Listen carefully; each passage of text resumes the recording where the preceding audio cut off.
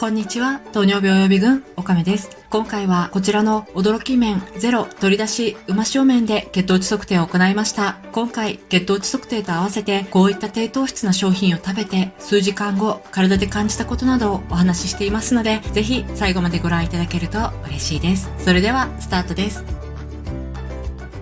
今回この商品を試してみるきっかけとなったのが、前回こちらの動画でお伝えした子供が入院したのがきっかけです。前回4月から5月頭に入院した時は母子入院のルールも今回より緩和されていて、近所のコンビニに買い物に行けたりしやすい雰囲気だったんですが、今回はできるだけ院内の売店で済ませて入院中は外出しないでくださいといったルールに変わっていました。また、付き添いの交代は不可と感染症の流行に伴い、より安全な体制に変わっていました。これはどうでもいい情報なんですけれども、実は前回の動画ではお伝えしていなかったんですが、お風呂上がりに急いで着衣したため、何も考えずシースルーにビーチサンダルで救急車に乗ってしまいました。その時は必死だったので、寒さだったり違和感を全く感じていなかったんですが、病院に着いてからなんだか寒いなと思って自分の姿を見てみたら、チューブトップにシースルーのスケスケな海にでも行くような格好をしていたので、すごく恥ずかしかったです。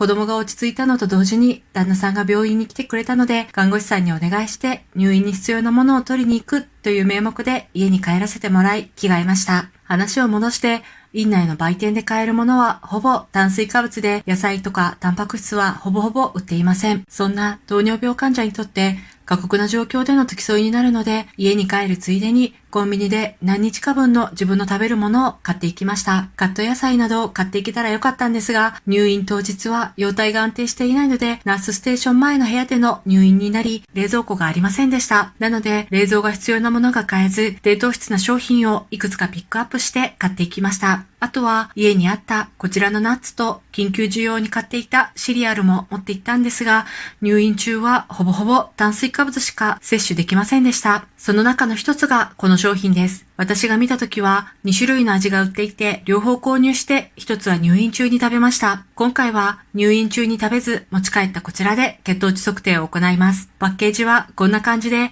栄養成分はこちらになります。炭水化物 8.9g で、糖質は 6.2g です。それでは開封して実食と血糖値測定を行っていきます。商品よりも着ている T シャツが気になるかもしれませんが、どうかスルーしてください。まず開封してこちらの麺だけをお湯で3分戻します。見てもらうとわかりやすいんですが、お湯で戻す前の麺はほんのちょっとの量です。麺を戻している間に血糖値測定を行います。なぜかこの日血糖値が高くて、食前の血糖値は128でした。朝そんなに食べ過ぎてもいないし、生理前でもないのでなんでだろうと思っていたんですが、関係があるかわかりませんが、この日ちょうど早朝からお昼にかけて台風が通過していました。それが自律神経に影響していたのか、はたまた糖尿病が悪化しているか、どちらかなというふうに考えました。3分経ってからスープの素を入れていただきました。あんなに少なく感じた麺はお湯で戻すと結構ボリュームがあって単品で食べたんですが、お昼にちょうどいい量だなと思いました。味も濃すぎず美味しかったです。糖質 6.2g で血糖値はこのように変化しました。食前128、食後30分159、食後1時間135、食後1時間半122、最高血糖値は食後30分の159で血糖値は31上昇しました。もともと食前の血糖値が高かったのと、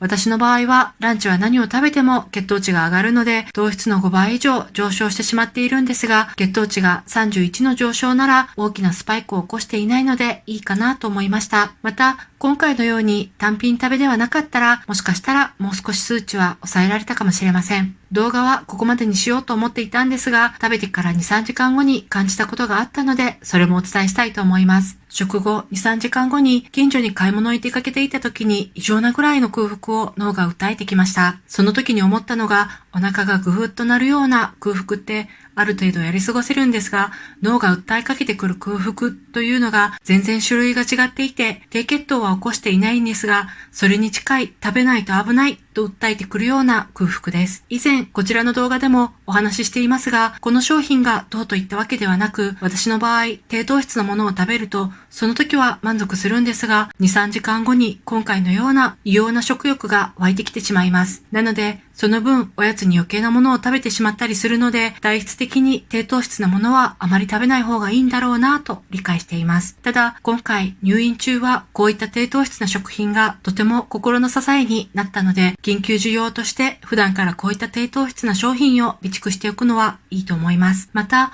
以前からツイッターで地震情報を見ているんですが、9月に入ってからマグニチュード 2.5 の地震が全国で起こっている頻度が個人的に高くなってきているような気がして、最近また防災についても準備を進めていっています。こちらの動画を作成した時に準備したものもそろそろ見直していかなければいけない時期なので、また機会があればそういった動画も作成してみたいと思います。それでは最後までご覧いただきありがとうございます。何か血糖値測定してほしいものなどあればコメント欄でリクエストしてください。また次回の動画でお会いしましょう。糖尿病予備軍おかめでした。いつも本当にありがとうございます。